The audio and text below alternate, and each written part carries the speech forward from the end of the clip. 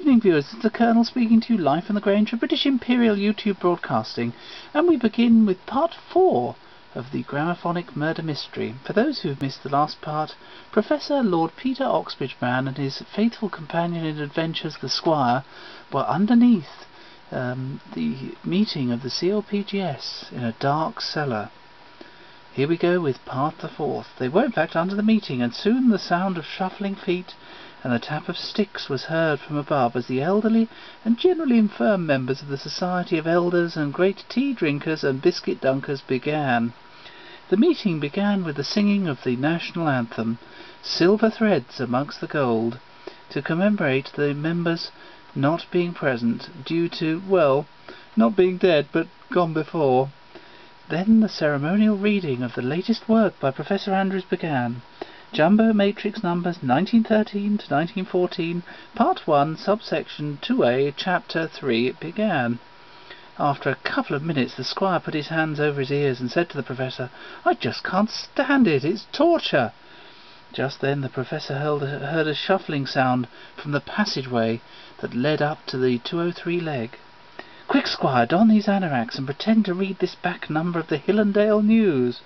The headline was dramatic. "Comrade, poor Mr. Booth has been suspended for the party." The Squire read of the public humiliation of the leading saxophone horn specialist, who was forced to don the dunce's hat and stand at a corner in Powick whilst members threw buns at him, just for the suggestion the saxophone horn was in fact saxophone-shaped. A couple of shadowy figures passed by the Professor and the Squire as they sat reading.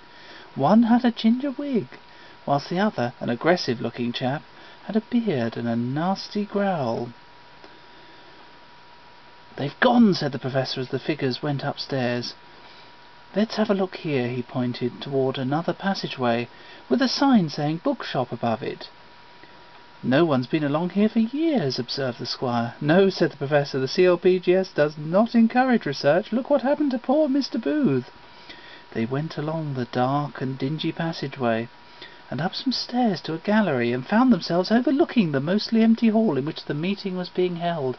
Hundreds of empty chairs were present, all with reserved on them, mysteriously. "Professor," said the Squire, "look, there are only 14 members left. But what's that on the stage?" The Professor looked, and saw a red marble bust. "My God," said the Professor, "it's the bust of Howard, King of Phonos. It has legendary powers of evil." Just then the bust turned to look at them. 2 beams of red light shone from its eyes, and the historic penophone that the Squire had been leaning on burst into flames, completely destroying it, and the picture of the King of Phonos within.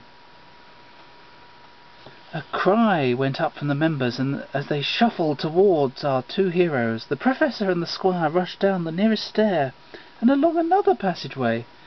"We've lost them," Squire, said the Professor. "But where are we, Professor?" said the Squire. They found themselves in a dusty shop with tattered lino and dirty windows, where surrounding them on stands were hundreds of plastic wigs. "It's a front," said the Professor, "or should I say cover," said the Professor, making a rare joke. "For this is the base of the Knights of the Fibre Needle, the small group of the Ring dedicating to protecting the secrets of the Fibre Needle. This may be their base, and as they usually meet in a small cabinet or TARDIS in the front of the leading auction house."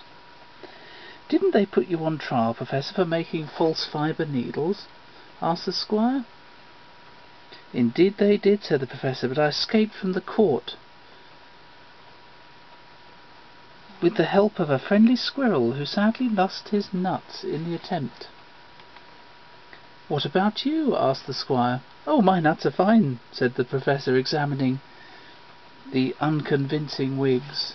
"I seem to have found some false prominent teeth," said the Squire, picking some up from the floor. "The cads!" said the Professor. "They're planning to impersonate a leading gramophone dealer at the forthcoming auction of EMG expert machines collected by the famous and reclusive Watt Donson. We must rush immediately to the sale, and we shall see the Knights of the Ring gathered at the back." They hailed a passing hansom cab and headed towards Dimwell's auction room at Lyonminster, with the Columbus and the Hopeless Proudy family close behind.